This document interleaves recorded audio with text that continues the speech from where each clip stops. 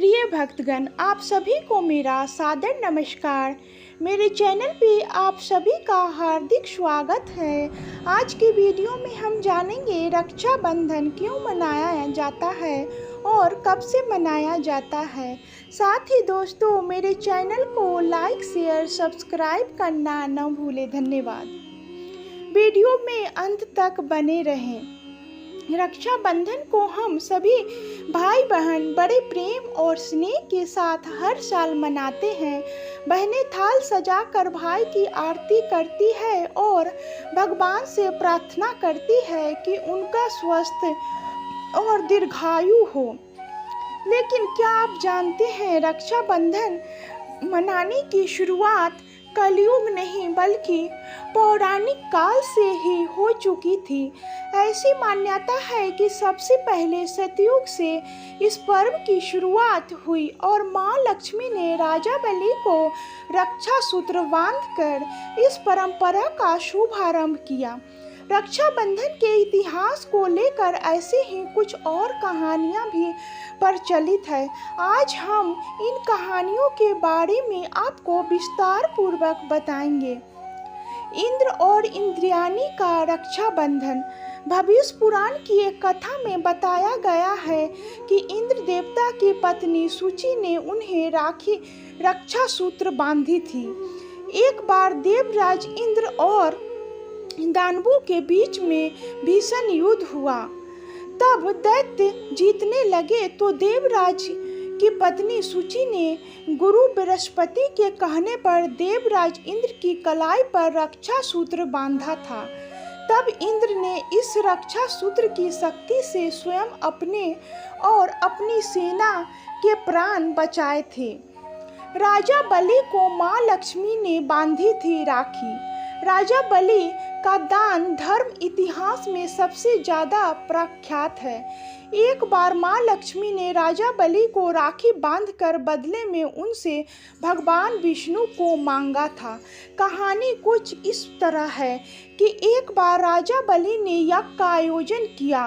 तब उनकी परीक्षा लेने के लिए भगवान विष्णु वामना अवतार लेकर आए और दान भी राजा बलि से 3 पग भूमि मांग ली।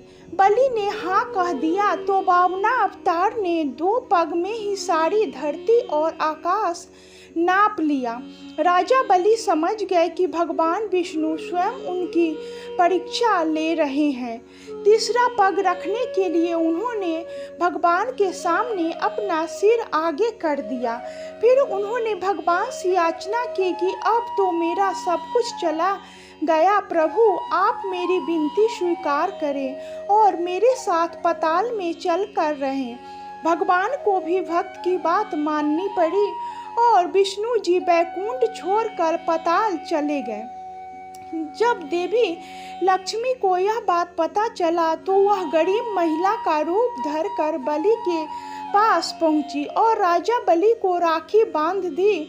बलि ने कहा कि मेरे पास तो आपको देने के लिए कुछ भी नहीं है। इस पर देवी लक्ष्मी अपने रूप में आ गई और बोली कि आपके पास तो साक्षात श्री हरि है और मुझे वही चाहिए। इस पर बलि ने भगवान विष्णु से माता लक्ष्मी के साथ जाने की विनती की। तब जाते वक्त भगवान विष्णु ने राजा बलि को वरदान दिया कि वह हर साल 4 महीने पाताल में ही निवास करेंगे। यह 4 महीने चतुर्मास के रूप में जाने जाते हैं। द्रौपदी ने कृष्ण को बांधी राखी। जब युधिष्ठिर इंद्रप्रस्थ में राजसूय यज्ञ कर रहे थे, उस समय सभा में शिशुपाल भी मौजूद था।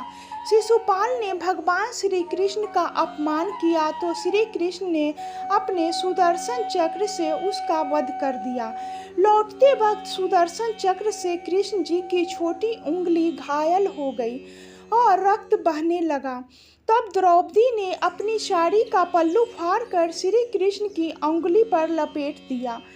तब श्री कृष्ण ने द्रौपदी को वचन दिया कि वह इस रक्षा सूत्र का वचन निभाएंगे। इसके बाद जब कौरवों ने द्रौपदी का चीरहरण किया तो श्री कृष्ण ने चीर बढ़ाकर द्रौपदी की लाज रखी।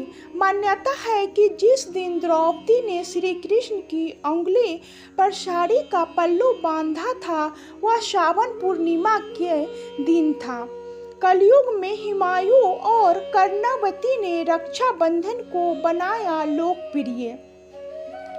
मध्यकालीन भारत में यह पर्व समाज के हर हिस्से में मनाया जाने लगा। इसका श्रेय जाता है रानी कर्णावती को। उस वक्त चारों ओर एक दूसरे का राज्य हथियाने के लिए मारकाट चल रही थी। मेवाड़ पर महाराज की विधवा रानी कर्णावती राजगद्दी पर बैठी थी। गुजरात का सुल्तान बहादुर शाह उनके राज्य पर नजरें गड़ाए बैठा था।